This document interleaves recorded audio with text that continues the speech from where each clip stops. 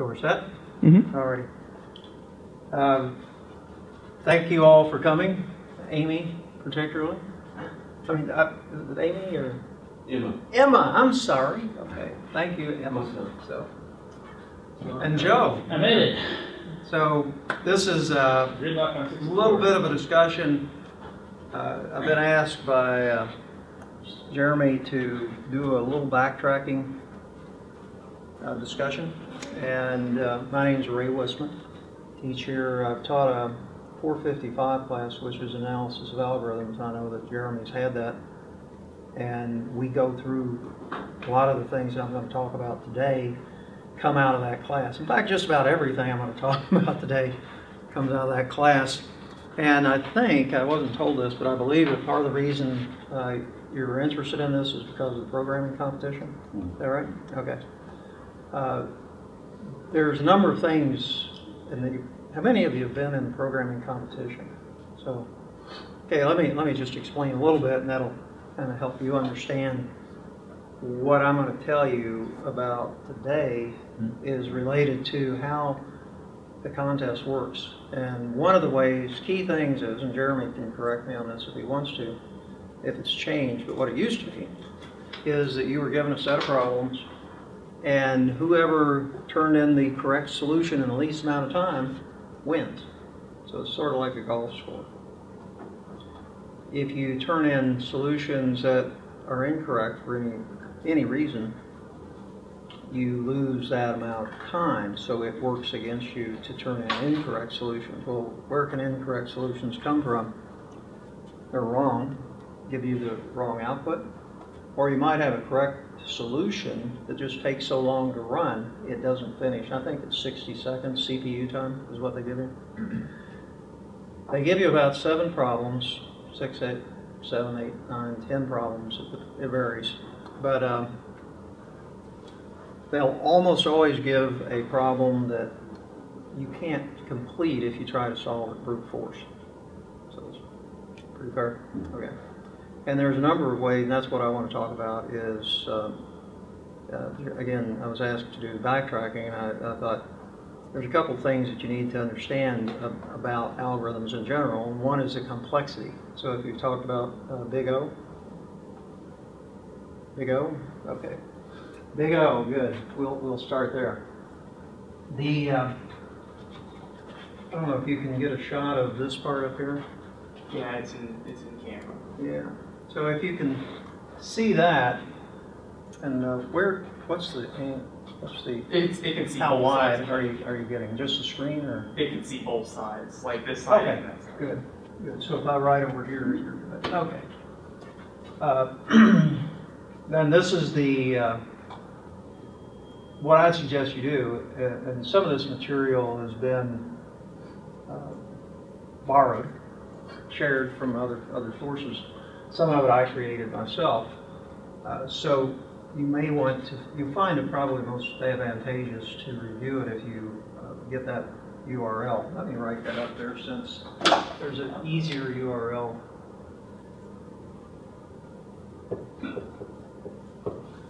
So the IUS, R. Wisman, and again the notes are out of 455, so this class here, Analysis of Algorithms.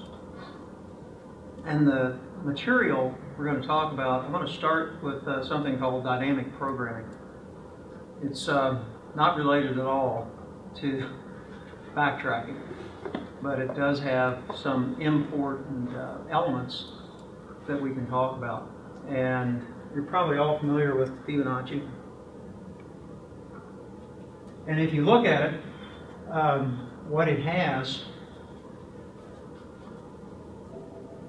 you notice that F5, to solve F5, you have to solve F4 and F3, so it has sub-problems. So we have a problem, find Fibonacci of 5.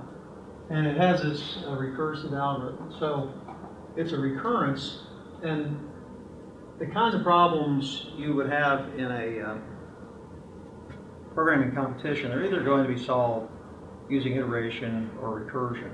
If you're doing iteration, you've got a lot of bookkeeping.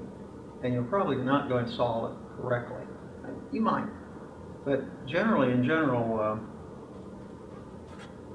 doing iteration, you have bookkeeping, for loops, whatever, and those algorithms are more complicated normally. Not always, but normally more complicated than a recursive algorithm. So in most cases, recursion is your friend. So what's the downside of recursion? Well, it has some overhead in terms of execution, but it's generally more elegant in terms of the solution. And this is an elegant solution, right? To find F5, we find F4 plus F3. So it's a recursion, right? So Wisman's saying that's good. So what's the problem? Problem is here, what's the big O? I said we'd talk about that. What's the big O? Just a ballpark figure. And remember what big O is? I don't want to get too much into the analyses, but if you remember, this is important. If you can look at a problem and make some general understanding of a solution, if it falls into this trap of complexity, then they're setting you up to run out of CPU time. And if you look at this, just in general, whenever you talk about big O, you're going to talk about N here, and then you're going to talk about, could be time, or it could be the number of calls. There's lots of ways to measure complexity. But if you have a linear relation, it goes like that. That's good. If you have something like a polynomial, say n squared, so this would be n, that might be n squared, that's 2n, exponential, right? This is exponential. That means you can't solve very good problems. It takes too long. So this is exponential. You can't solve problems this type of complexity in general. So far so good? Everybody happy with that? So what do you give up? This turns out to have a we can turn this into a linear time solution. So we can take it from here to here. And I don't like to use the word easy, four-letter word. I like four-letter words in general. So that's a big, big improvement, huge improvement. The other thing that you need to be looking for, and this goes back to the competition, you want to be able to solve problems fast. Well, can you solve problems fast that you have no clue how to solve? Probably not. But there's a lot of problems fall into patterns, and this is one, has a very strong pattern, and it's known as mnemonization. So remembering is mnemonic. So if you have a mnemonic, it helps you remember things. And the idea here is, if you look at it, we're solving F3 twice, solving F2 multiple times. As the tree, as F gets bigger, so if you do an F10, you're solving F2 many times, F3 many times, F4 many times, etc., etc., etc. Why solve them over and over and over? Just remember the solution, then look it up. So that's basically what the mnemization is. So you notice that each problem has repeated subproblems. If that's the case, then you can remember the solutions and look them up. Does that make sense? Yeah. And what we would do, let me show you how this tree, you see what it does if we don't mnemonize. Let me just go through quickly. This is trying to convert you. Let's do F5. Let me show you the algorithm, and that might help.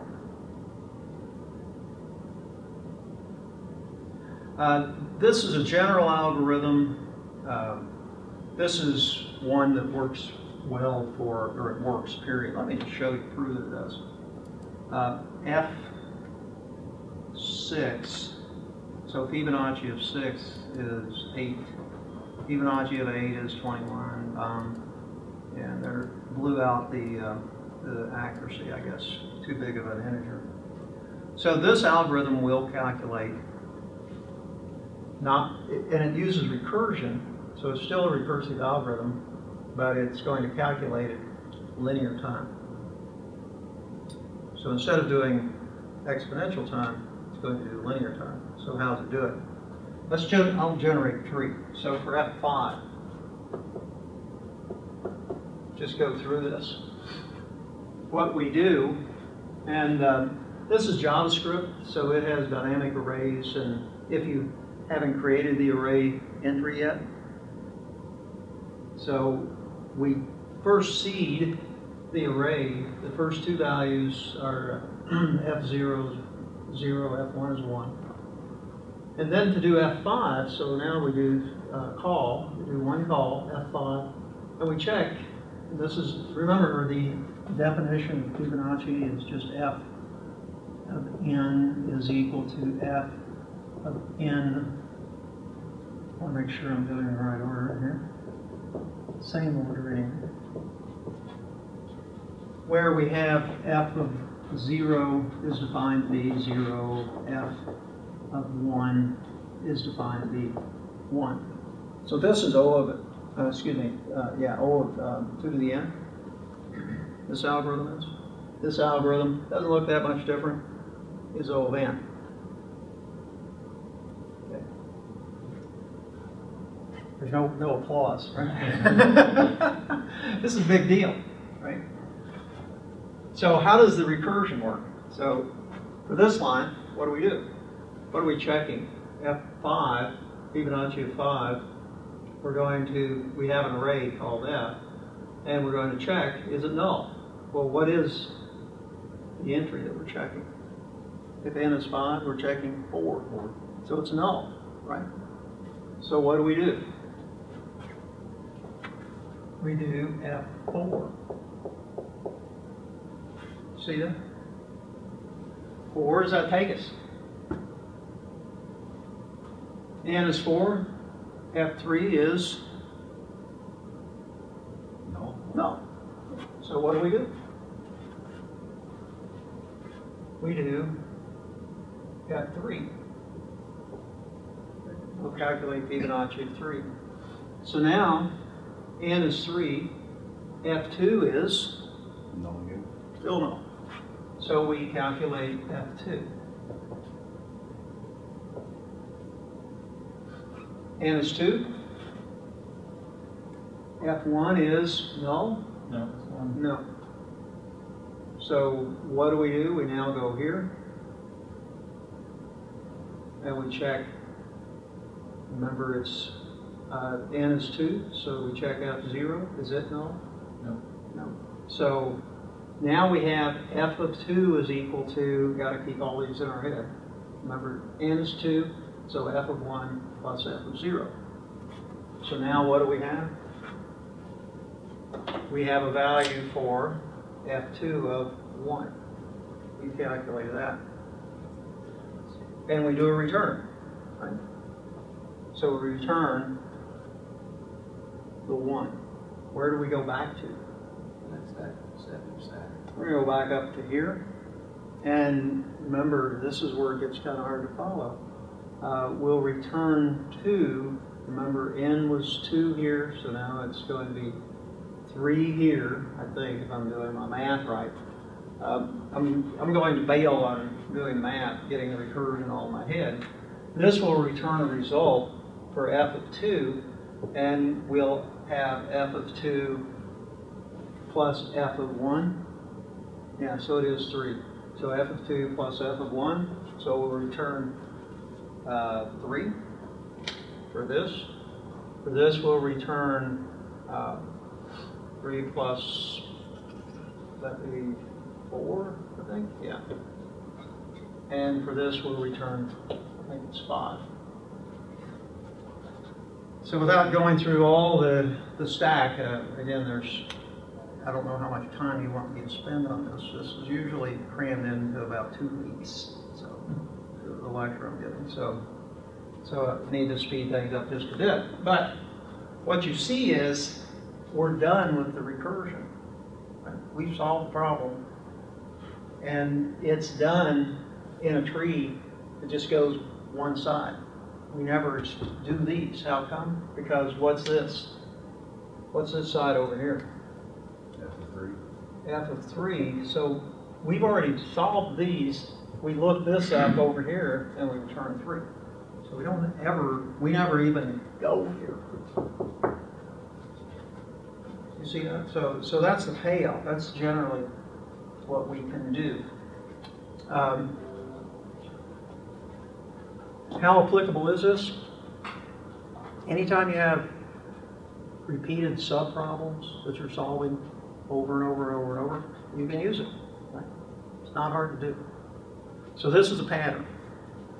What's the payoff? You may be able to solve a problem using recursion rather than iteration. This you can solve iteratively too, easily. But if you've got a problem that's more easily stated recursively, and you want to still use recursion, this is a way to do it. If the pattern fits where you have a repeated subproblems that you're solving.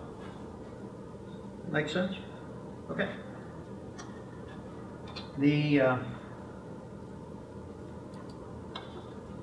Now for the backtracking.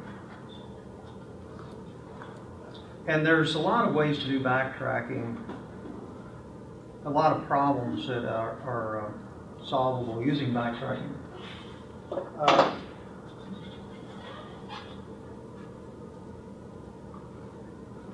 want to give you the general problem. Let's see if we can. Let me kind of get your head into a little bit what we're actually what you have to do when you're solving a backtracking problem, and the same is also if you're doing what we just did with Fibonacci. You generate this tree, so you have a space out there that you have to generate. With backtracking, you're looking for a solution within a space of search. And what you will do is to try solutions and see which ones work. So that's kind of the general. I'm going to come back to that. But what's the difference? If you have a tree, a data structure that you can explore, and this is just a binary tree. So let me draw. I'm going to pull the microphone out and start writing with it. It feels like a marker in my pants. So if you think of having a tree, say we got Z and H and, oops, that's a bad root. Let's start at I. So C, A, B, M, G, J, K, and N. Okay, so for that tree, if we were going to walk the tree, what would we do? Just traverse it. We would have a tree already there, and this would take us through. We would print I. That's what we'll do a pre-order. We print C. Right? This is known as depth first. So we're going to go down. Then the next thing would be A. We back up. So you see, this is now backtracking. We back up. How do we back up? We don't. Up here, we don't see back up. What backs us up? We come down. How do we go from here to here? So print, second line, print T. Then we do a recursion on the left side. So that takes us down. What happens on a recursion? Put something on the stack, right? So you build a stack. Right. So I'm going to count on your stack in your head here to hold that. So we're here. and we enter, we print C, and then we do another recursion left. So we're going deep first, depth first. That's typical of backtracking, the algorithms we're going to look at. So now you're done, right? You check. I left a few things out of here. One, if it's null, we stop. So that's sort of assumed. This is just to kind of give us a general idea of how this works. So if we can't go any further, what do? We back up. And where do we go back to? If we recall from here, we come back to here. Now we go to the right. And then we would do B. Now we can't go any further. We can't go any further. We come back. And we've gone to the left. And we go to the right. So we would output M, J, and N. If B had 2 nodes coming off of it, would you end up going left then? 2 nodes? Yeah, B had 2. You go left first then again? If which one? B. B? Yeah. You'd end up going left again? Okay. Yeah, there's nothing in between beat up something. Yeah. Okay. Yeah, this just happens to be symmetric, the tree I drew, but yeah, this is in general unbalanced trees, whatever. It would still behave the same in terms of the progression of exploring the tree. Now in this case, we had a tree already there. Whenever you're doing backtracking, you have to generate this tree. Just like Fibonacci generated a tree, that's what you would do with backtracking. So one of the big issues is, just like Fibonacci, is how big is that tree? How many recursions are you doing? And here we can't say, generally backtracking doesn't fit where you wouldn't use backtracking if you had repeated subproblems. There's better ways to do it. Memonymization, use that tool, right? That's a pattern. So backtracking is another pattern. Now this is a, oops, won't quite fit, but let's see if I can squeeze a little more on. This is just to generate, we'll look at the algorithm in just a second, but this is just to generate all the possible 3-bit values. So how many are there? Let's have a little test. 251. Yeah. Binary. So you got 2 values, 3 bits, so 2 to the 3.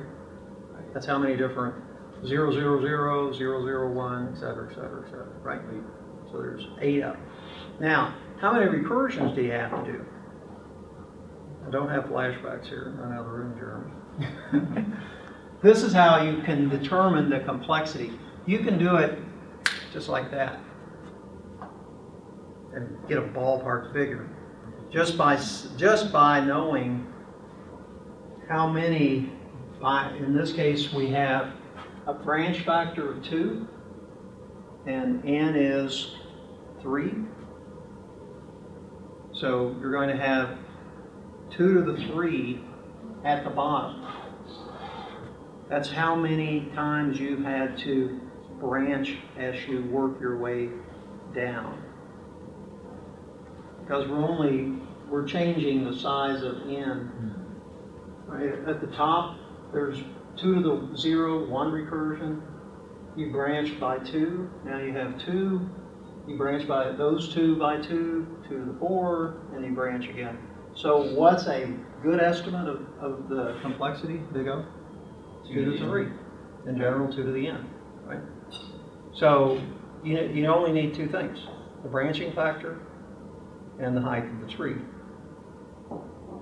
Now in this case, the height of the tree grows, and in fact all cases, grows by 1 each time. Okay. So in general, if you take the branching factor times n, so if we had a 3 branch, then it'd be 3 to the n. If we had 10 branches, it'd be 10 to the n, right, at the bottom. If we wanted to be a little more accurate, we would add all these up because that's how many recursions we have. And that's even fairly easy here. It's 2 to the n, in this case, it's 2 to the 4 minus 1. There's 15 recursions in here, 15 calls. So in general, it's 2 to the n plus 1 minus 1. Now, what do we care? We can summarize this, it's exponential. We can't solve big N problems, right? We'll run out of time. So, all's lost, right? Give it up. Now, in fact, what backtracking will do is, in this case, backtracking, you can see it working, and I want to talk about this before we look at a true backtracking problem.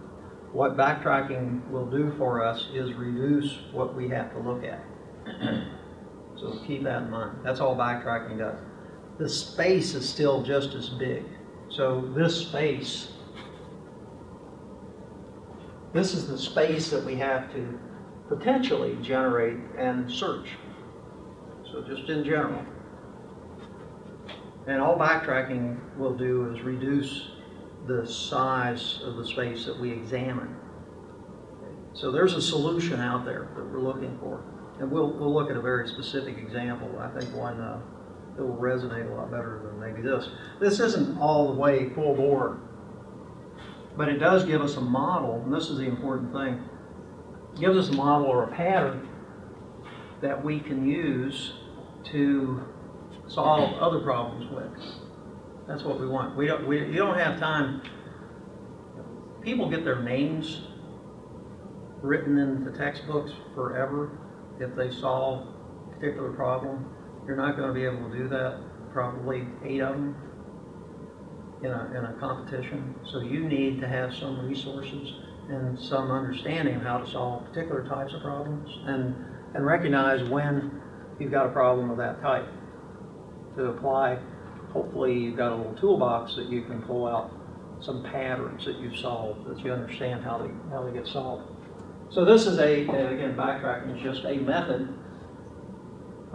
This is the best I've seen. I've actually have seen this in a number of different places. I thought I invented it, but it turns out I must have stole it or something and then dreamed it. What we're doing here is, this is the algorithm to generate all, in this case, we have a 3-bit number. We want to generate all the possible 3-bit numbers, binary numbers, okay? So this will give you a sense of, this is a general algorithm we can then apply for other things. So this is our model. And you're catching this part here? This side? Yes. Okay. So I want to go through this with you so you can see how this works. So the first thing we do is we check, do we have a solution? And let me explain what this X is doing. This is an array of our solutions. So if we have three solutions, 3 sub-solutions. So this is a solution, that's a solution, that's a solution. We need 3 sub-solutions to have a 3-bit solution. Okay? That's a general idea.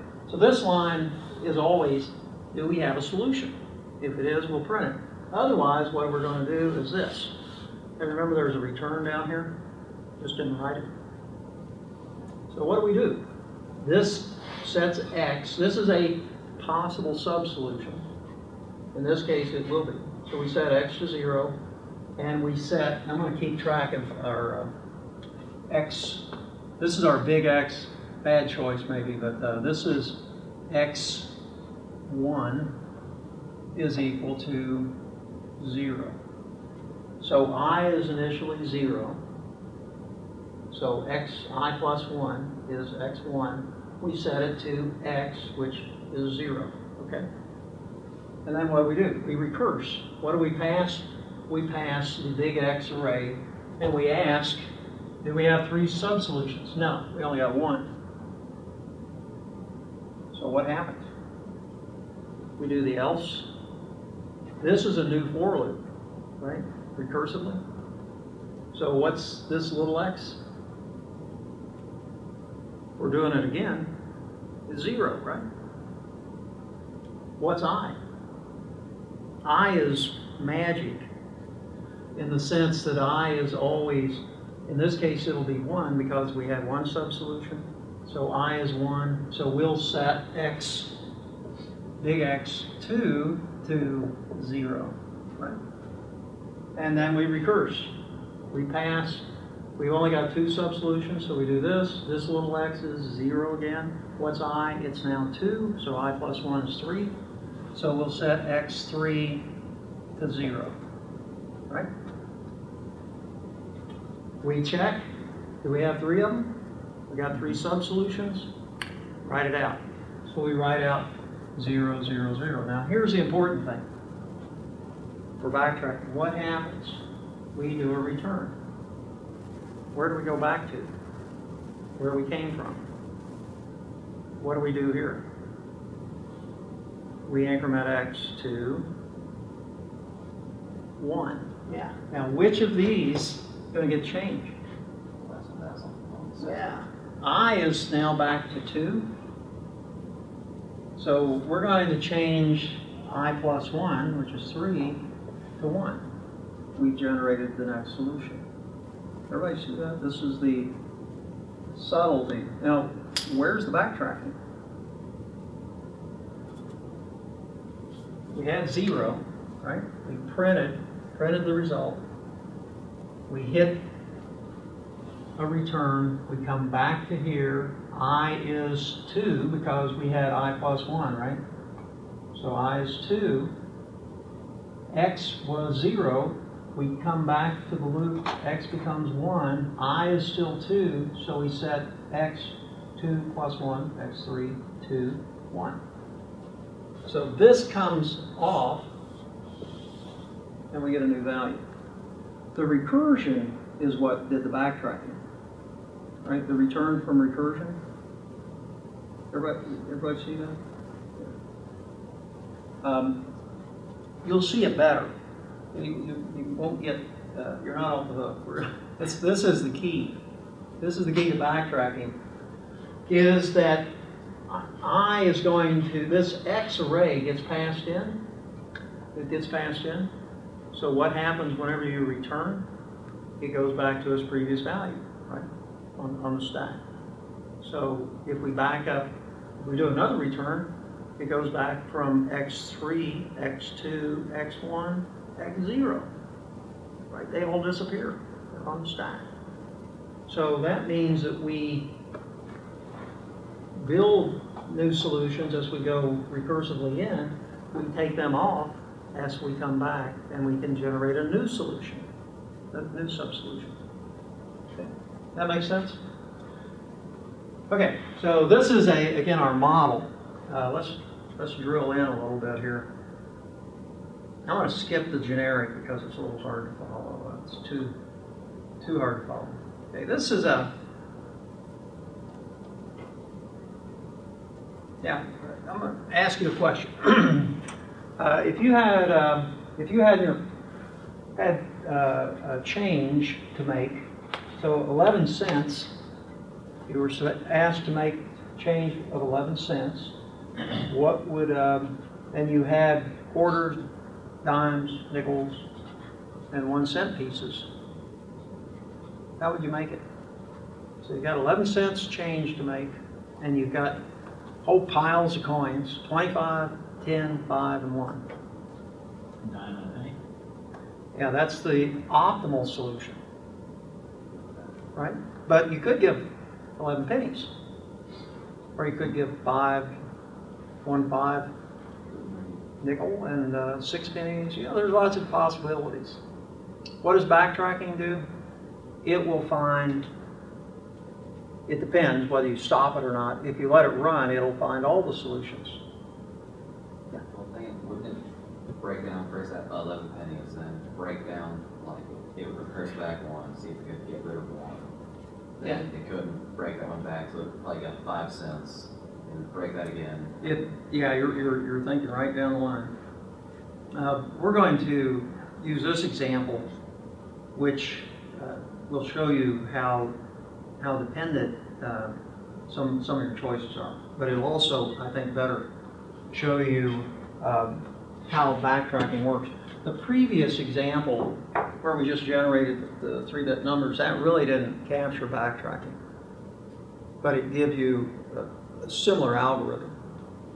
So here, again, we check, do we have a solution? If we do, and in this case, we're making change, and you're just handing out change until your change is 0. So if your estimate change for 0, you're done. And we just print all the sub-solutions. So big X holds all the sub-solutions. So let's go through making change for, I'm going to draw the tree. So let's go through making change for 11 cents.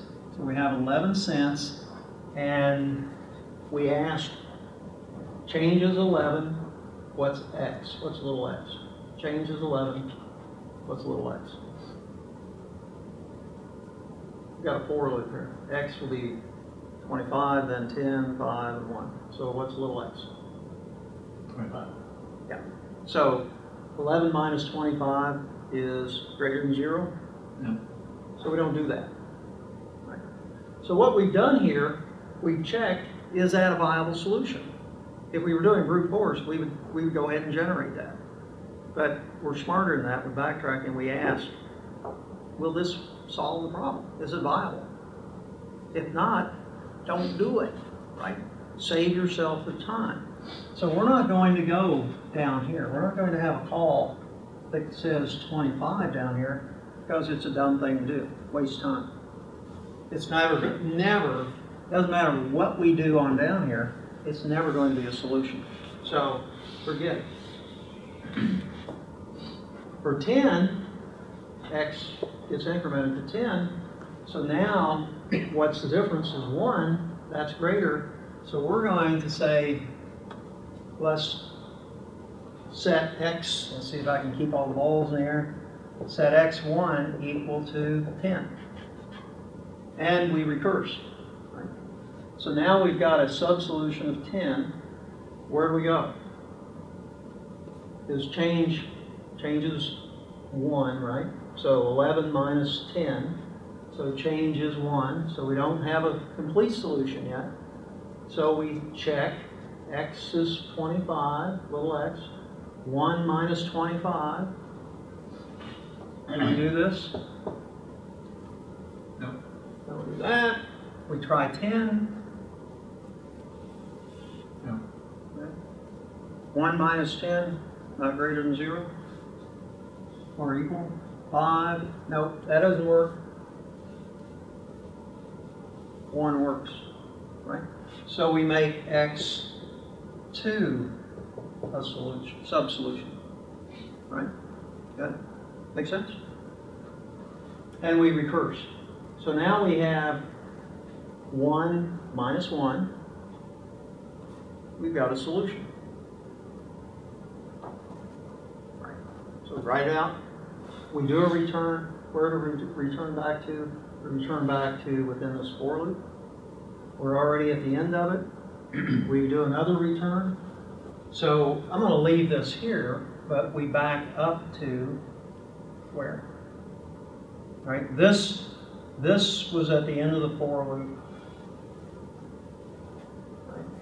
So the 1 was at the end of the for loop. Where do we back up to? This is now going to be 5. So that works. We back up, and this solution disappears. This solution disappears. And we're going to now try X1 equal 5. And again, the wheels start to get a little loose with the recursion. But we'll back up. Go back. Remember, we were at 10. We back up, recurse back, or recursively return. So it was at 10. We just increment to the next one. Across here, what would be the next value? Just looking at the top.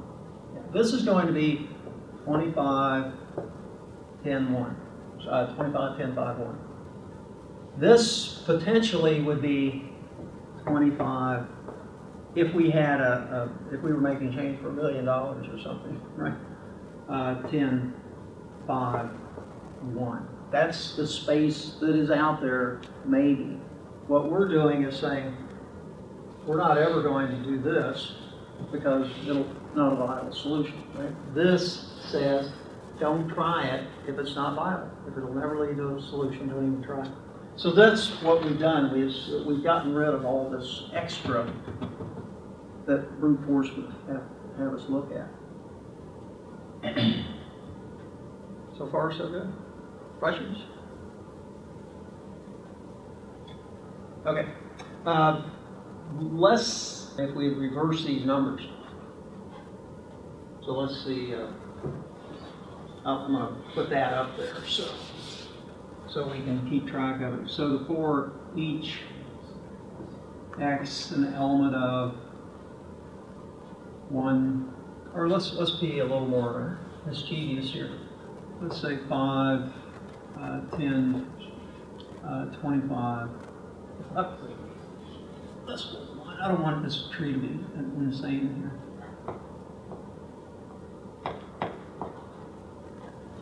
So we're saying that we're going to check nickels first.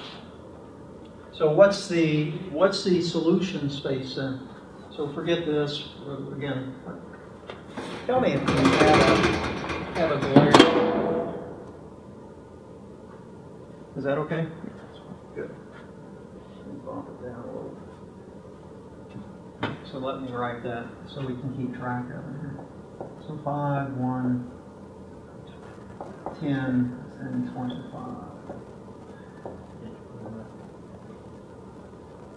It's okay? So now let's just run through it again. With 11 cents, we're going to charge in with our change. Will be 11 cents. Is change equal 0? No. So we're going to do this. So we're going to start off 11 at the top, and we'll try 5 first. What happens? We set x1 equal to 5, and we recurse. So now change is what? Yeah, 6. So we again enter 5, works. So we'll set x2 equal to 5. Then what? And now we have change of 1. So we try 5, but 5, or excuse me, let's see, 1 minus 5 is not greater than 0, so we don't do it. But whenever we set x to 1, it is greater than or equal to 0, so we set x3 equal to 1. So this, again, we didn't do this. We didn't explore it any further. So what we cut off here was exploring 5, 1, 10, and 25. We didn't do it. So at this point, we hit the change of 0.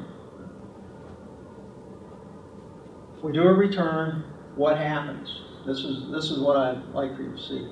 What happens to this? This was part of it, right? So whenever we do a return, x, or the big X, is these values. I is 3, right? Whenever we do the print, I is 3. Whenever we do a return, I is going to be 2. That's gone. So what do we try next? We try 10, doesn't work. We examine 25, that doesn't work. So now what? We hit the end. Pop off the axis. That's gone. There's your backtracking, right? We back up to another previous viable solution and explore it further. Yes? Does backtrack always deal with recursive? I'm sorry? Will backtrack always be recursive? You can take any recursive algorithm and write it iteratively. Right. I mean, you know, Right. There's an equivalency between them. The difference is that if it's backtracking using recursion, it's handled, a lot of the bookkeeping is handled by the recursion itself. Okay. if you're doing it iteratively, you're doing the bookkeeping, and I would be willing to bet if you understand how recursion works and have a pattern, that's the key thing. You've got a pattern that you can take a problem, plug in differences between that and the pattern, and make it work for your problem. So that's really what we're trying to do here. That's a real point of, maybe I haven't expressed it very well, but that's the real point here, is that you have a pattern for solving backtracking algorithms. It is recursive. You could do it iteratively, but you would be responsible for bookkeeping, and you'd probably never get it to work. And then once you see that pattern and you're doing it, it's like, oh, wait. Yeah, you don't have to think as hard. Yeah. You now can think about what's actually the gist of the problem, rather than Right. what's the gist of the problem and how do I write a solution to the problem. So it's something too that you can practice if we're just wide open, and that's the key to doing well in these competitions, is people who do well are practiced. Well, you can practice effectively or ineffectively. You can say, I'm exercising, I'm laying in bed, rolling around. You're not going to do much. Or you can go out and actually do some strenuous exercise. That's sort of the same thing. It's practicing with the types of problems that you can generalize with, and that's what this is. That's the business system model. So let's continue just a little bit. So this essentially we've explored. Now we back up to where x was 5. What's the next one? Yeah, bingo. So now we do 1. So we change this to 1, and we proceed to try 5, right? And what would be the next one that we would try? Now this we would try x2 would be 5. What would be x3? Yeah. And then we would back up from there. And yeah, what would be the next one after that? 1. You got it. Yeah. So that would go away. Yeah, and then we couldn't use another 5. It'd be 1, 1, 1, 1, 1, 1, 1. But you would have done that last time too. Yeah. It's just this one works out. The tree it's still the same complexity. There's no difference in the complexity. It's just that we're generating the solutions in a different order. But that's a little bit should be a little bit comforting, because we're still using the same algorithm, right? It's still the same algorithm. If we loaded the deck as we did here, we're going to find the best solution first.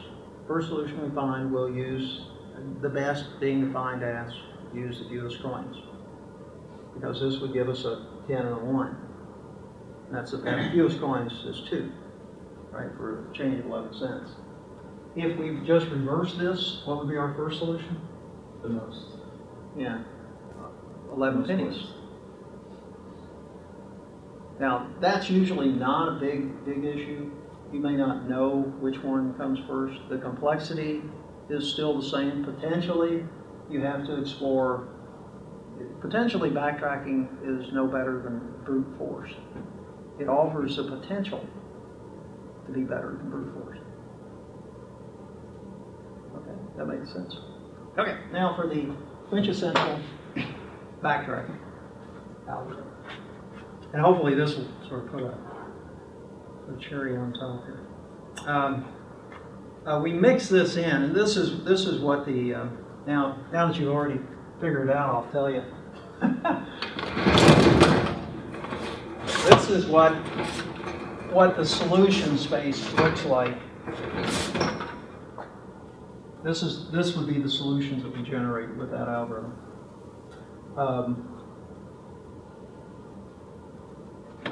Okay, I can't help myself. Got some questions here. So What determines the recursion tree height? This is to help you understand what's the complexity of the problem, and see if this is a trap, a complexity trap. So if you see a problem, and you come up with some idea of the solution. In this case, what's the recursion tree height? That's N? from the root to the bottom. N? 11? Yeah, 11. Yeah. So because we have a penny, so in this case it'll be 11. So in general, if you say the change is n, it's going to be height n. What's the branching factor?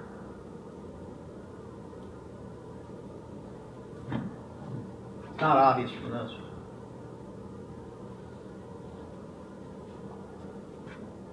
Oh, it's,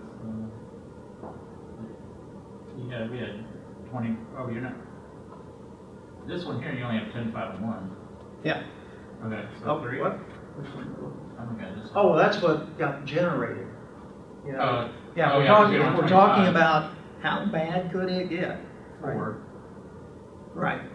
We have So 25, if the change happened to be $1, we would have 25 potential. We would have in our search Yeah. 25, 10, 5, 1. Yeah. Right. So we could have something that looks like this. So depending upon the size of n, And 25, 10, 5, 1, 25, 10, 5, 1, right? So again, looking at the worst case, height n, right? Branching factor 4. So what's the complexity? And what's the worst? Big O is just the upper bound. It won't get any worse than this. So 4 to the 11? 4 to the 11, or in general 4 to the n. Yeah. Exponential, right? Bad, bad, bad, bad, bad. So if you didn't have a penny, then that would be, so you only had Yeah, n it would be divided by a more shallow. n over 5. 4 to the n over 5. Yeah, I hesitate to give you an answer. And yeah, if you had what would be the smallest coin? Say if it was 5. Yeah, I think it'd be 4 to the n minus 5 or something like that. Probably. So, 'cause like Don't hold me to that. If it was but $1. that sounds odd. It's still, that's a good point. Let me write that down. There's $1, the most money you have to be taken. Yeah, if it's 4 to the n minus 5, it's still exponential, right? Yeah. Still awful. So as soon as you get n up here, you're dead, right? And this again is a height in 3. That's a branching factor. The branching factor is important, but it's not the key. This is the key in terms of complexity. So is this a good memory, I guess? It's a memory. I'm not sure how good it is. No, not that stuff again. Again, it's out of analysis of algorithms. This is what you do, is to look at the complexity of algorithms, different algorithms, and it's also about how do you come up with ways to solve problems in general using algorithms. How do you recognize them, and which ones are good, which ones are not so good. And there's a whole classes of problems. This just happens to be one. It turns out that backtracking can be used to solve optimization problems. It's very, very general. What we're doing doesn't quite cover everything, though. This is a classic, the n-queens problem. And Joe, didn't you say you were doing this? We played with it on Thursday, yeah. Okay. In 202. So, so you probably use a different algorithm. Maybe you didn't know. We didn't actually write it though.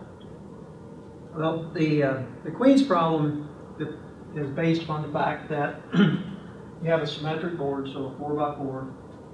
A queen can move horizontally, vertically, or diagonally, meaning it can attack.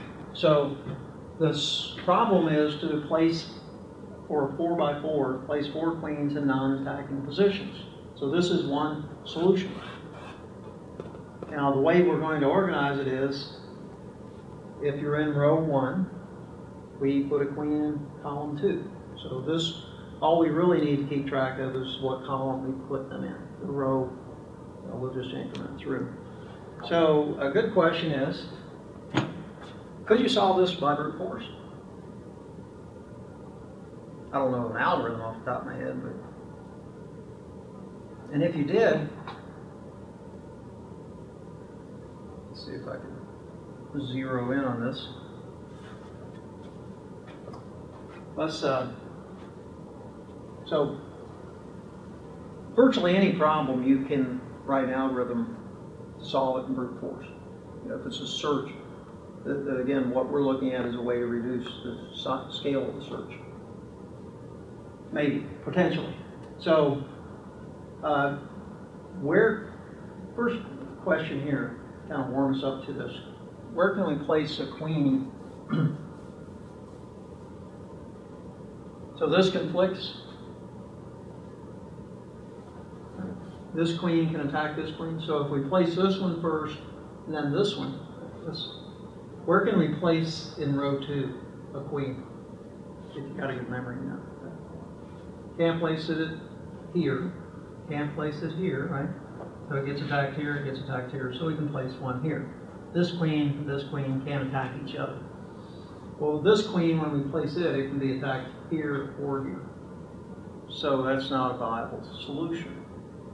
What if we move it here? So there's nowhere, given this configuration, that we can put a queen in row 3, right? So what do we need to do? Move this one. So if we move it here, so we put the queen here, now it still gets attacked. What about here?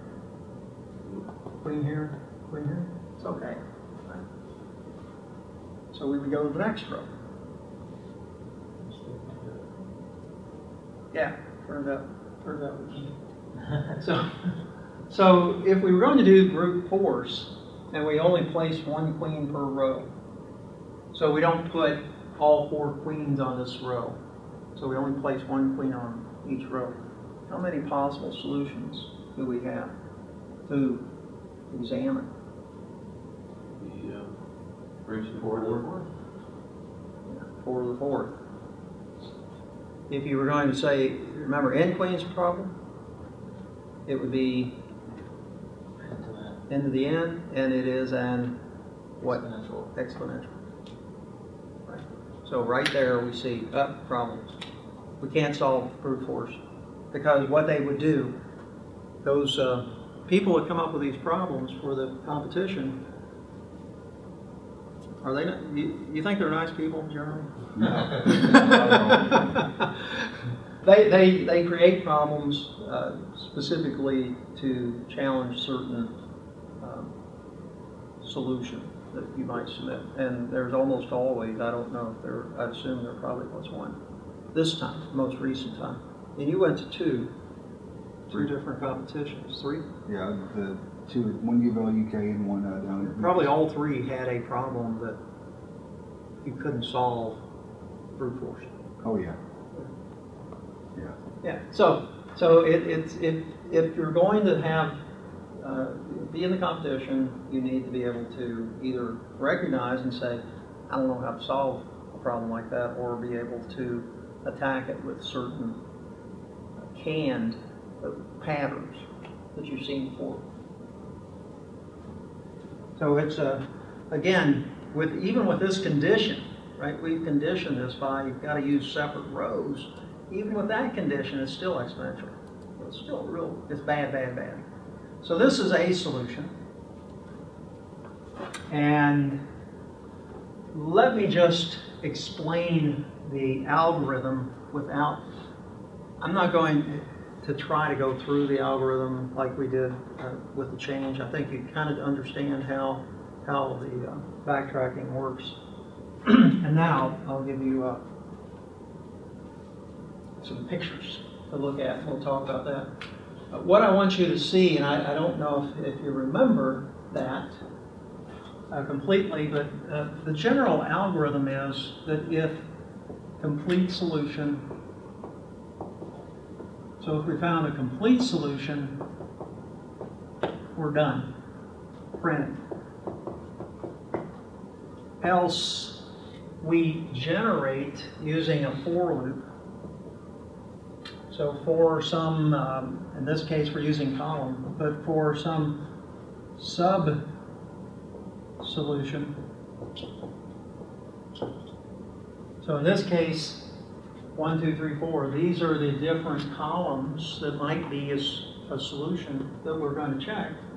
So for this, we check if that sub-solution, let me put it this way, is viable, meaning it doesn't conflict with any previous solutions. So if it's a viable sub-solution, then we keep it. Let's see, what are we using here? We're using a row. Let me go ahead and just say that this is in general is equal to that sub-solution. Let me just say SS, kind of speed things up. So it's equal to that. And then we do a recursion where we are passing X. So this is, again, our X, big X is just the solutions that we built up to this point. So with this model, this is the general model. What this says is if we placed all 4 rows, so we put a queen in all 4 rows, we'll print them out. Otherwise, what we're going to do is we're going to look at each column. So we'll look at a column starting at 1. We'll check to see, is it conflicted? And this, what does this mean? Is it viable? So is X in column 1, is putting a queen in column 1, is that viable with any other queens that we placed? So let's just suppose, well, we'll look at some examples. This is quite simple. It's one of the simplest algorithms, once you understand what it's doing, that you'll ever see that's this powerful. So we generate possible solutions. We check to see, is that a viable solution based upon our other solutions that we, sub-solutions we generated. If it is, so if it doesn't conflict, and what would conflict mean here for queens? So if we've got a queen, this is a solution, but suppose that we try to put a queen here, that would be conflicted. So if we put a queen here, that would conflict with this one. So we wouldn't use that. If we put one here, put one here, that would conflict. So we wouldn't use that sub-solution. And we would back up. So this is the key, right? That's really the key thing. What's conflicted in this case? It's in the same column, same row, or on the diagonal of another queen already placed. So you okay with that? All right. So now let's look at, again, I promised pictures, here's pictures. So here's the algorithm, same algorithm. So we start out, no queens. Board empty. The row we're going to assume is 0. So we start at row 0. We check column 1. Is that conflicted with queens that we've already placed on X? So what's X? What's X at this point? It's empty. We haven't put anything, we don't have any sub-solutions yet. So it's not conflicted. So we're trying to place in this row here, in this column, we ask, can we put one there? Well, yeah, we can't, nothing's there yet. So what do? Now we say X1 is equal to 1. So that gives us a queen in column 1, row 1. That's that queen. Then what do? We recurse. That's now we're going to check, row will be 1. We'll come back in. Which column do we check? We check this column. Can we put a queen here? We're in this row. Can we put a queen in here? Here? So that's our 1, 2. But we didn't explore further because they're not going to work, right? They fail this. They're conflicted. So we don't do anything with them. In column 3, so as this increments 1, 2, 3, we can. So what do? We place x2 gets a 3, and we recurse. So this will take us, we'll check 1, conflicted. So is this true? No. Yeah, we're here. No. So it's not conflicted, it is conflicted, so we won't do this. We check this, we check this, we check this. None of them work. They're conflicted with previous solutions that we've generated. So what do? None of these are going to work. We backtrack. That's gone. Where do we go back to? Back to the for loop. What was the for loop? It wasn't 2. Now we go to 3. So now we're going to row 2, column 3, because that works. Oops, or does it? That was 3. Oh, we were already in 3. Now we go to 4. So this is putting row 2, column 4. Then we explore 1. If we try to put it, right, we've got it here. So we've got 1 in row 2, column 3. We check 1. So if we put it, it conflicts. We put it here, it's okay. But then whenever we explore these, I'll speed this up. None of those pan out. So what do? We return. We take that one off the stack. We come back to this. We check 3 and 4. None of those work. So what do we have to do? We take this one off, and we take this one off. We back all the way up. Now we try column 2. You get the idea. So this would give us our first solution. What's the benefits? One, you can generate solutions, right? The other benefit is we could do that brute force. The other is that we save time in exploring unviable solutions. So we don't explore. If you think of it right here, we saved another 2 levels, I think is what it would be. 2 or 3 levels. So the savings with that's all backtracking does. It saves you time. In some cases, it's not guaranteed it will. You still have that complete complexity out there, that end to the end possible solutions. All this does is trim the size of it down, hopefully. And I'll be selling DVDs after. Any questions?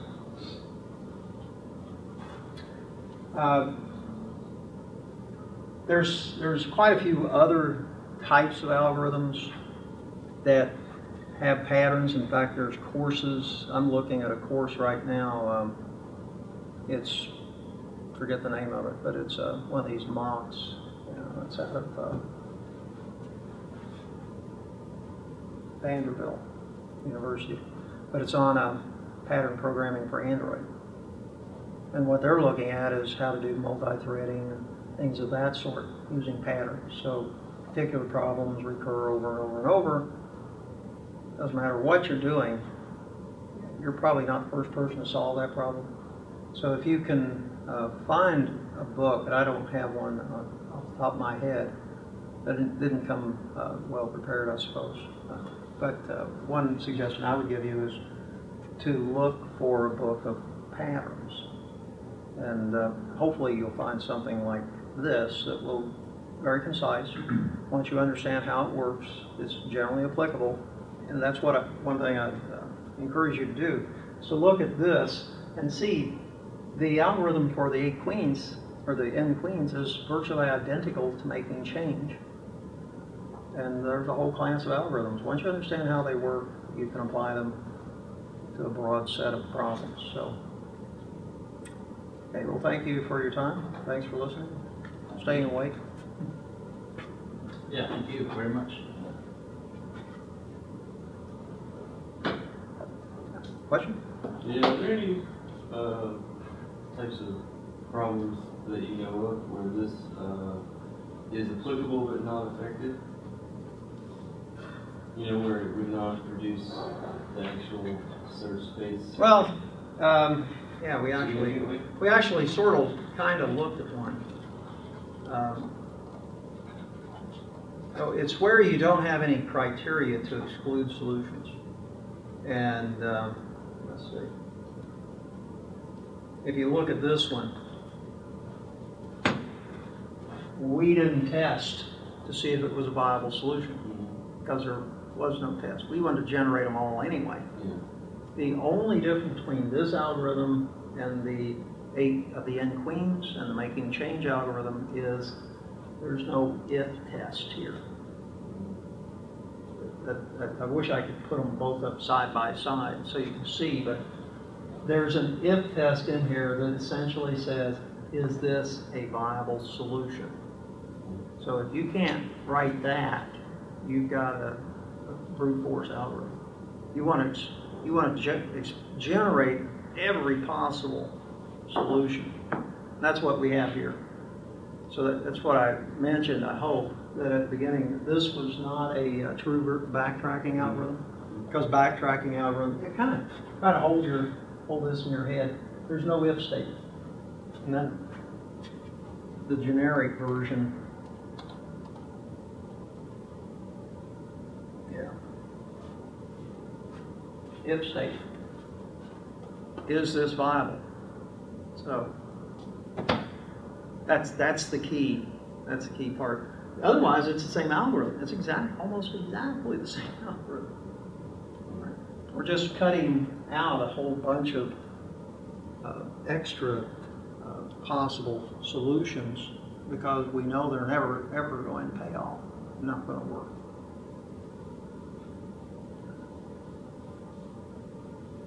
Yeah, that's a good question.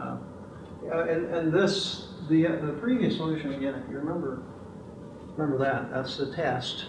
Viable solutions. This one doesn't have it. So this just becomes a brute force way of recursively generating all the binary numbers. If that's what you were asked to do, I don't. That's maybe a piece of another problem. What would you need to do if you wanted it to generate? This is for a n of 3. What if you wanted an n of 10? What would you need to change? Would be just the number of sub-solutions. Instead of 3 sub-solutions for the 3 bits, make it 10. Now you'd have a 10-bit. Complexity is still 2 to the n, though. Right? Actually, it's even worse than that. It's 2 to the n plus 1 minus 1. So, and that's one of the first things I would suggest you do is try to look at the problem and get a sense of its complexity. And if you see exponential, they're baiting you. Yeah. That's a ringer. Okay? Again, thank you all. It's always good to talk computing.